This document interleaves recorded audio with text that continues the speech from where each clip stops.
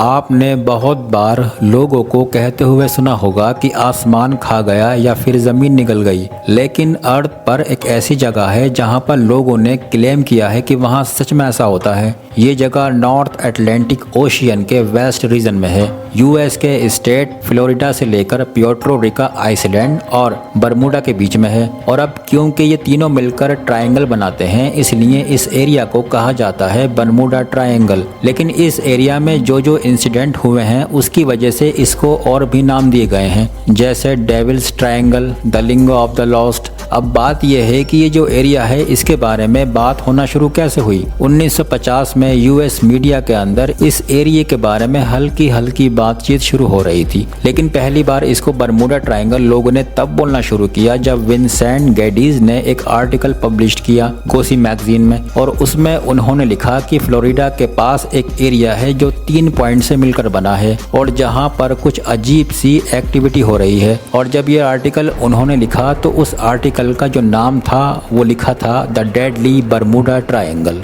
उसके बाद जब भी इसके बारे में बात हुई तो इसको लोगों ने बरमूडा ट्रायंगल ही बोला और तब से लेकर आज तक इसको बरमूडा ट्रायंगल ही बोला जाता है। ये जो बरमूडा ट्रायंगल का एरिया था उसमें सबसे बड़ी दिक्कत ये थी कि जैसे ही इस एरिया में जाओ तो कभी रेडियो ना चले तो कभी कंपास खराब हो जाए। इलेक्ट्रॉनिक डिवाइस थी उनकी जो रीडिंग थी फ्लैक्चुएट करने लगती थी और ये सब तो चल ही रहा था।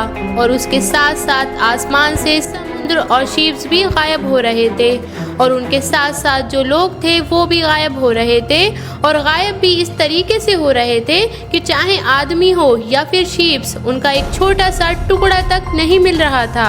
अब ये सारे इंसिडेंट हो रहे थे तब लोगों ने अलग अलग चीज़ें बोलना शुरू कर दी। कुछ लोगों ने ये भी बोला कि इस एरिया में सी मॉन्स्टर है, कुछ का कहना था कि एलियन मौजूद हैं। इस एरिया में कुछ लोगों ने इल्यूमिनाटी कॉन्स्पिरेसी से उसे जोड़ना चालू कर दिया, लेकिन कंफर्म कुछ भी नहीं हो रहा था। अगर आप सर्च करोगे तो आपको पता चलेगा कि ऑल ओवर वर्ल्ड में बरमूडा ट्रायंगल के ऊपर कितनी मूवीज, बुक, डॉक्यूमेंट्री बनी है, शायद ही किसी और टॉपिक पर बनी हो। 1888 में एक शिप था जिसका नाम था एलिन ऑस्टिन। ये इंग्लैंड से न्यूयॉर्क के लिए निकलता है। 2 से 3 दिन में ये ट्रैवल करने के बाद इस शिप का जो कैप्टन था जिसका नाम था ग्रिफिन, वो एक अनप्लान शॉर्टकट लेता है ताकि जल्दी पहुंच जाए। और ये जो शॉर्टकट था ये बरमूडा ट्रायंगल के पास से गुजरता था। लेकिन जैसे ही बरमूडा ट्रायंगल का एरिया आता है, कैप्टन ग्रिफिन को थोड़ी दूर पर एक छोटी सी बोट दिखती है जो बिना किसी पैटर्न के बहुत ही अजीब व गरीब तरीके से इधर उधर मूव कर रही थी। कैप्टन ने कई बार कोशिश की कम्युनिकेट करने की, लेकिन कोई भी रेस्पॉन्स नहीं आया उसमें से। शुरू में तो लोग डर रहे थे, लेकिन कुछ टाइम के बाद कैप्टन ने कुछ लोगों को बोट पर भेजा ये चेक करने के लिए कि बोट रेस्पॉन्स क्यों नहीं कर रही है। लेकिन उस बोट पर पहुंचने के बाद हर कोई हैरान हो गया था क्योंकि वो पूरी की पूरी बोट खाली थी, उसमें कोई भी नहीं था, ना कोई कैप्टन था, ना क्रू, ना कोई पैसेंजर था और सारी चीजें उस बोट की सही सलामत थी, कोई डैमेज नहीं था। उसके बाद ये लोग मिलकर डिसाइड करते हैं कि ये जो बोट है इसको अपने साथ न्यूयॉर्क लेकर चलते हैं। वहाँ की जो अथॉरिटी होगी उसको इन्फॉर्म कर देंगे ताकि अगर कोई इल्लीगल एक्टिविटी हो रही है उसे ट्रैक करा जा सके। अब जब ये लोग बोट को अपने साथ न्यूयॉर्क की तरफ लेकर चलते हैं तो एक बहुत भारी तूफान आता है और कुछ देर के लिए जो बोट थी वो गायब हो जाती है। और जैसे ही तूफान शांत होता है दोबारा से बोट दिखती है, लेकिन हर कोई उस बोट को देखकर शॉक हो जाता है क्योंकि जितने भी लोग उस बोट को अपने साथ लेकर जा रहे थे वो सारे के सारे गायब थे और जो बोट थी उसे कुछ भी नहीं हुआ था। इसके बाद ये लोग बोट को वहीं पर छोड़ देते हैं और न्यूयॉर्क की तरफ निकल जाते हैं। और नेक्स्ट डे एक कहानी फैल जाती है। एक और बोट थी जिसका नाम था मैरी क्लेस्ट। इसको 7 नवंबर 1872 न्यूयॉर्क से इटली के लिए निकलना था और ये जो शिप थी इसमें बहुत सारे लोग थे और बहुत ही खचाखच भरा हुआ था। लेकिन जब ये शिप बरमूडा ट्रायंगल के पास पहुंचती है उसकी थोड़ी देर बाद ही गायब हो जाती है। लेकिन 1 महीने बाद 4 दिसंबर 1872 बरमूडा ट्रायंगल के पास तैरता हुआ दिखता है अब जिन लोगों को ये शिप दिखता है वो लोग इन्फॉर्म करते हैं। इसके बाद रेस्क्यू टीम आती है, लेकिन हैरानी की बात सबसे ज़्यादा ये रहती है कि पूरी शिप के ऊपर एक भी आदमी नहीं था। जो पूरी की पूरी शिप थी उसको कोई भी नुकसान नहीं हुआ था। यहाँ तक कि डिनर टेबल पर खाना ऐसे ही पड़ा हुआ था, खाने की जो प्लेट्स थी वो भी ऐसे ही पड़ी हुई थी। लेकिन कैप्टन, क्रू और पैसेंजर सब के सब गायब थे। इन लोगों का आज तक पता नहीं चल पाया है कि ये लोग कहाँ गए। इसके बाद 5 दिसंबर 1945 को 5 फाइटर प्लेन्स, एक ग्रुप नेविगेशन और कॉम्बैट फाइटिंग जो होती है इसकी ट्रेनिंग के लिए फ्लोरिडा से निकलता है। ये जो पूरा ग्रुप था इसको नाम दिया गया था फ्लाइट 19। इस पूरे ग्रुप में सारे ट्रेनिंग्स थे और एक सीनियर लेफ्टिनेंट था जिसका नाम था चार्ल्स। इनकी ट्रेनिंग का जो रूट था उसमें ये था कि ये फ्लोरिडा से निकलेंगे, उसके बाद चिकन डोप एक जगह है वहाँ पर बॉम्ब ड्रॉप करेंगे, उसके बाद ग्रेट बहामा जाकर वापस फ्लोरिडा के बेस पर आ जाएंगे। उस पार्टिकुलर टाइम पर तो मौसम क्लियर था, लेकिन जैसे ही ये लोग निकलते हैं उसके 2 घंटे बाद ही मौसम खराब हो जाता है। इनके लीडर चार्ल्स डिसाइड करते हैं ये टास्क पूरा नहीं करेंगे बल्कि वापस ही लौट जाएंगे। चार्ल्स जो थे अपना कंपास निकाल कर देखते हैं, लेकिन वो ख़राब था। वो अपना दूसरा कंपास निकाल कर देखते हैं क्योंकि वो भी ख़राब था। ये अपनी टीम से भी कोऑर्डिनेट करते हैं, लेकिन सबके कंपास ख़राब थे। और ग्राउंड की टीम जब इनको ट्रैक करती है तो उनको मालूम चलता है कि ये सारा का सारा ग्रुप डायरेक्शन लेस हो गया है। उसके बाद इसको ढूंढने के लिए एक और एयरक्राफ्ट भेजा जाता है और वो भी गायब हो जाता है। जो इसका लास्ट मैसेज था वो ये था कि यहाँ पर 100 फीट की ऊंचाई पर कुछ जलता हुआ दिख रहा है, और उसके बाद ये भी गायब हो जाता है। क्रिस्टोफर कोलंबस जो थे उनकी बुक तक में भी ये बात लिखी हुई है कि वो जब यूरोप से निकलकर बरमूडा ट्रायंगल के पास पहुँचे थे तो उनका जो कंपास था उसने काम करना बंद कर दिया था। वो रास्ता भटक गए थे। कोलंबस जैसे जैसे ट्रेवल करते थे वो अपनी डायरी में ज़रूर लिखते थे। तो उन्होंने साल 1492 में ये लिखा था कि कंपास काम नहीं कर रहा है और यहाँ पर एक कैंडल की तरह रोशनी आसमान से गिर रही है। ब्रूस गैरनॉन इकलौते ऐसे आदमी हैं जो बरमूडा ट्रायंगल को सरवाइव करके वापस आए हैं। ब्रूस बहामा से फ्लोरिडा रेगुलर ट्रैवल करते थे। उनको करीब 1.5 घंटा लगता था बहामा से फ्लोरिडा ट्रैवल करने में। लेकिन एक बार ये बरमूडा ट्रायंगल से 10,000 फीट से भी ऊपर प्लेन उड़ा रहे थे। मौसम एकदम क्लियर था, ना कोई रेन थी ना कोई ठंडा स्टॉर्म था। लेकिन अचानक से बहुत ही हैवी क्लाउड आ गए और वो काफ़ी देर तक आते ही रहे। और ये थोड़ी देर के लिए नहीं आए थे, वो लगातार आए ही जा रहे थे। इतना ज़्यादा अंधेरा हो गया था कि सन की एक लाइट तक उसमें से पास नहीं हो पा रही थी। जैसे जैसे ब्रूस आगे बढ़ रहे थे क्लाउड और हैवी होता जा रहा था और प्लेन के जो इंस्ट्रूमेंट थे वो काम नहीं कर रहे थे, ना ही कंपास काम कर रहा था। और उनको ऐसा लग रहा था कि कोई एक्सटर्नल फोर्स जो है वो प्लेन को कंट्रोल कर रही है। ग्राउंड पर जो टीम थी अचानक से उनकी लोकेशन मिलना भी बंद हो गई थी, लेकिन वो रुके नहीं। वो कंटिन्यूसली उन घने बादलों में प्लेन चलाते रहे और फिर वो बादल थोड़ी देर बाद हट गए। तो वो ग्राउंड टीम से कॉन्ट्रैक्ट करते हैं, लेकिन हर कोई शॉक था क्योंकि प्लेन सिर्फ 45 मिनट में ही फ्लोरिडा पहुंच गया था, क्योंकि प्रैक्टिकली पॉसिबल ही नहीं है। 250 माइल डिस्टेंस थी, 1.5 घंटे में पूरी होनी चाहिए थी, क्योंकि इस मॉडल का जो प्लेन था मैक्सिमम स्पीड उसकी 180 माइल पर आवर थी। प्रैक्टिकली ऐसा पॉसिबल ही नहीं था 45 मिनट में वो फ्लोरिडा पहुंच जाएं। जब उन्होंने फ्यूल चेक किया वो भी सही था, मतलब वो भी कम नहीं हुआ था। और फिर आगे चलकर उन्होंने इस पर किताब लिखी।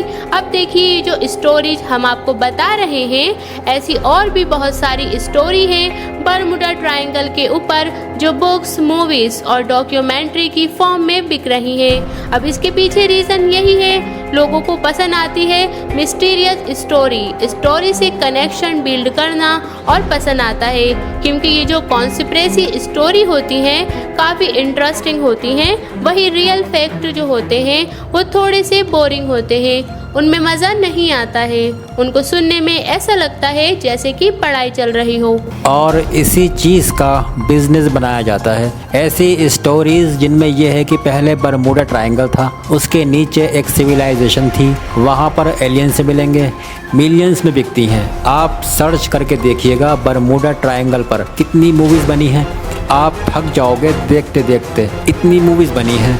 आप बुक सर्च करोगे तो तांता लगा हुआ है अलग अलग स्टोरीज़ का, एलियन से लेकर इल्यूमिनाटी तक। जिसकी जितनी इमेजिनेशन है उसने उस लेवल की स्टोरी बनाकर बेची है। एक पार्टिकुलर इंसिडेंट के कुछ डेट पॉइंट को उठा कर देखें जो कि 100 से 200 साल पुराने हैं, जिनको अब वेरीफाई तक नहीं किया जा सकता, हम कुछ भी मान लेते हैं। जब हम सारी स्टोरीज़ बताते हैं आपको तो आपके दिमाग में क्वेश्चन ज़रूर आएंगे कि अगर इतनी मिस्टीरियस है ये जगह तो आजकल इसके बारे में बात क्यों नहीं हो रही है। अगर आज की डेट में किसी को फ्लोरिडा जाना है तो वो प्लेन से या फिर शिप का यूज़ करेगा और यही बरमूडा ट्रायंगल वाला रूट यूज़ करेगा। इनफैक्ट सबसे हैवी ट्रैफिक है बरमूडा ट्रायंगल का आज की डेट में। हमारे पास एडवांस टेक्नोलॉजी है तो हमें मालूम चल जाता है कि अगर कोई इंसिडेंट होता है कि इसके पीछे रीज़न क्या है। कई ऐसे इंसिडेंट्स हैं जो आज तक पता नहीं चल पाए हैं, लेकिन हम बहुत तेज़ी से एडवांस होते जा रहे हैं। ये जो बरमूडा ट्रायंगल की कहानियाँ बेची जाती हैं, अगर आप छोटी से छोटी सर्च करोगे गूगल पर तो बरमूडा ट्रायंगल का जो एरिया है वो टॉप 10 डेंजरस रीजन तक में नहीं है। इनफैक्ट किसी भी कंट्री ने इतना बॉथरेट नहीं किया है कि बरमूडा ट्रायंगल को मैप तक मेंशन कर दें। यूएस नेवी ने तो बरमूडा ट्रायंगल का जो नाम है इस वर्ड को ही नहीं मानती है। बरमूडा ट्रायंगल की जो विकिपीडिया डेफिनेशन है वो ये कहती है कि एक अर्बन लेजेंड है, मतलब ये कहानी है, बताई जा रही है, लेकिन वो सच नहीं है। लो लिस्ट ये एक शिपिंग पब्लिकेशन है जो ऑल ओवर वर्ल्ड के शिप्स हैं उनका डेटा मेंटेन करती है कि कितनी कैजुअलिटी हुई है, हर साल कितने शिप गायब हुए हैं, और उनके हिसाब से ऑल ओवर वर्ल्ड में जितने भी वेजल्स हैं उसमें से 1.8% के साथ कैजुअलिटी होती है किसी ना किसी रीज़न से। कुछ के रीज़न पता चल जाते हैं और कुछ के रीज़न नहीं पता चल पाते हैं, और कुछ तो ऐसे हैं जो कि मिलती तक नहीं है। बरमूडा ट्रायंगल के एरिया में जो 8,634 शिप गए हैं जिसमें से 2 कैजुअलिटी हुई है। अगर आप इसको कंपेयर करोगे वर्ल्ड की बाकी कैजुअलिटी से तो ये डाटा बहुत ही कम है, लेकिन इसके बाद भी बरमूडा ट्रायंगल बहुत ही ज़्यादा फेमस है क्योंकि इसकी जो स्टोरी है, बुक से डॉक्यूमेंट्री, मूवीज, टूरिज्म, इन सब की जो इकोनॉमी है वो बहुत ही स्ट्रॉन्ग है। ला ट्रिब्यूना की रिपोर्ट के हिसाब से 75 शिप और एयरक्राफ्ट मिस हुए हैं बरमूडा ट्रायंगल से, और अगर आप एवरेज निकालोगे तो दुनिया की बाकी जगहों पर भी लगभग इतने ही एक्सीडेंट हुए हैं। जापान के पास में भी सेम ऐसा ही एरिया है ट्रायंगल शेप में, उसका भी नाम दिया गया है ड्रैगन ट्रायंगल। यहाँ भी 1945 में A6M0 एयरक्राफ्ट का कनेक्शन टूट गया था और लास्ट में मैसेज में पायलट सिर्फ यही बोल रहा था कि something is happening in the sky is opening up. उसके बाद से आज तक नहीं पता चला कि वहाँ पर हुआ क्या था। सेम ऐसे ही ड्रैगन ट्रायंगल में 1980 में MV डर्बीशायर जो बहुत ही बड़ा ब्रिटिश शिप था वो भी अचानक से गायब हो गया था और उसके बारे में आज तक किसी को पता नहीं चला कि वो गया कहाँ पर। ड्रैगन ट्रायंगल का जो एरिया है वो बरमूडा ट्रायंगल की तरह ही है और इंसिडेंट्स लगभग सेम ही होते हैं, लेकिन उसके बाद भी बरमूडा ट्रायंगल को ज़्यादा लाइमलाइट मिलती है क्योंकि हॉलीवुड ने जितनी मूवीज़ बरमूडा ट्रायंगल पे बनाई हैं उतनी ड्रैगन्स ट्रायंगल पे नहीं बनाई हैं। जितनी बुक्स बरमूडा ट्रायंगल पर पब्लिश हुई हैं उतनी ड्रैगन ट्रायंगल पे पब्लिश नहीं हुई हैं। यही रीज़न है कि बरमूडा ट्रायंगल ज़्यादा फेमस है। बरमूडा ट्रायंगल और ड्रैगन ट्रायंगल जो हैं ये एक ही लेटीट्यूड पर आते हैं, इसलिए इसके ऊपर भी कॉन्स्पिरेसी थ्योरी चल रही है अब आज की डेट में तो किसी भी तरीके से वेरीफाई नहीं किया जा सकता कि एलन ऑस्टिन का जो कैप्टन था वो जो स्टोरी बता रहा था वो सही भी है कि नहीं। मैरी क्लेस्ट शिप की जो कहानी है, वो जो पार्टिकुलर शिप थी उसमें से भी लाइफ बोट गायब थी, और ये जो शिप थी इसके ऊपर रेगुलेशन थी कि इन्होंने गलत तरीके से हैवी इंश्योरेंस करा रखा है। इसमें ये भी कहा जाता है कि शायद कोई ऐसी इमरजेंसी हो जिसमें शिप डेंजर में हो, तो लोगों को शिप से खाली कराकर कहीं और ले जाया जा रहा हो और उस पार्टिकुलर टाइम पर कोई दुर्घटना हुई हो। अब एक चीज़ तो ज़्यादातर केसेस में आप सुनोगे कि कंपास ख़राब हो जाता है। अब देखिए, कंपास के अंदर जब भी आप नॉर्थ की डायरेक्शन चेक करते हो तो वो अर्थ की ज्योग्राफी नॉर्थ से थोड़ा अलग दिखाता है। इसलिए अर्थ के दो पोल सिस्टम हैं, एक मैग्नेटिक पोल सिस्टम जो कंपास दिखाता है और दूसरा जियोग्राफिक पोल सिस्टम जो कि अर्थ के एक्सिस और रोटेशन पर बेस्ड है। ज्योग्राफी पोल को हम ट्रू नॉर्थ भी कहते हैं, लेकिन अर्थ के ऊपर कुछ जगह ऐसी भी हैं जहां पर अगर आप कंपास से चेक करोगे तो वो एक्चुअल नॉर्थ पोल दिखाएगा, और जिस जगह पर एक्चुअल नॉर्थ दिखता है उसको हम कहते हैं एगोनिक लाइन। वैसे तो जो ये एगोनिक लाइन है वो चेंज होती रहती है, लेकिन बरमुडा ट्रायंगल पर काफ़ी सालों से इसका सेंटर है, इसलिए इस एरिया में कंपास दिक्कत करता है और गलत डायरेक्शन दिखाता है। फ्लाइट 19 की भी अगर बात करें तो उस केस में भी इन्वेस्टिगेटिंग टीम की जो रिपोर्ट आई थी उसमें भी यही आया था कि एक ह्यूमन एरर है, जिसमें कंपास फेलियर की वजह से वो लोग रास्ता भूल गए थे और लास्ट में उनका फ्यूल ख़त्म हो गया था। लेकिन आज की डेट में मॉडर्न जीपीएस है, रडार है, सुनार है, इसलिए आज की डेट में ये सारी चीज़ें सुनाई नहीं आती। बरमुडा ट्रायंगल का जो एरिया है वहाँ पर मीथेन हाइड्रेट की फील्ड भी है। तो जब मीथेन का रिएक्ट्स होता है तो पानी से मिलकर बड़े बड़े बबल्स बनाता है, जिससे पानी की डेंसिटी कम हो जाती है, और नॉर्मली जिस डेंसिटी के हिसाब से ये बने होते हैं वो सरवाइव नहीं कर पाते हैं और डूब जाते हैं। एक्सपेरिमेंट में भी ये प्रूव हो चुका है कि बबल्स की वजह से शिप डूब सकते हैं। इसके साथ साथ यूएस के कई स्टेट हैं जो बरमुडा ट्रायंगल से लगे हुए हैं, वहाँ पर भी हरिकेन्स बहुत आते हैं, जैसे कि फ्लोरिडा। तो ये भी एक रीज़न माना जाता है एक्सीडेंट्स का। बरमुडा ट्रायंगल पर ऐसा नहीं है कि सिर्फ एक ही रीज़न की वजह से एक्सीडेंट होते हैं, कई सारी चीज़ें हैं। 2016 में यूनिवर्सिटी ऑफ कोलोराडो की साइंटिस्ट की टीम ने सैटेलाइट इमेजेस निकाली बरमुडा ट्रायंगल की, तो यहाँ पे उनको हेक्सागोन शेप में क्लाउड दिखे जो नॉर्मली नहीं दिखते थे। ये हेक्सागोन क्लाउड एक एयर बॉम्ब्स की तरह एक्ट करते हैं एयरक्राफ्ट पर। 175 माइल पर आवर की स्पीड से हिट कर सकते हैं, जिससे कि पूरा का पूरा एयरक्राफ्ट कोलैप्स हो सकता है। इसलिए डॉक्टर कॉल इन्होंने सिडनी यूनिवर्सिटी में रिसर्च की। इन्होंने इस पूरे एरिया को बहुत अच्छे से एनालाइज किया कई सालों तक। उसके बाद उन्होंने कहा कि ये एक ह्यूमन एरर है, बैड वेदर है और अनप्रेडिक्टेबल सिचुएशन की वजह से हादसे हुए हैं। उस एरिया में ज़्यादा लोग ट्रैवल करते हैं, इसलिए ज़्यादा सुनाई देता है। देखिए, हम दोनों बहुत ही मेहनत से वीडियो बनाते हैं, लेकिन आप लोग देखते हैं लेकिन चैनल को सब्सक्राइब नहीं करते। तो आप लोगों से रिक्वेस्ट है कि अगर आपको हमारी इन्फॉर्मेशन पसंद आती है तो प्लीज़ चैनल को सब्सक्राइब ज़रूर करें। अगर आपको हमारी इन्फॉर्मेशन पसंद आई हो तो वीडियो को लाइक, शेयर एंड सब्सक्राइब करना ना भूलें। और ऐसे ही ज़बरदस्त इंटरेस्टिंग नॉलेज के लिए बने रहिए हमारे YouTube channel AK knowledge year पर। तब तक के लिए टेक केयर।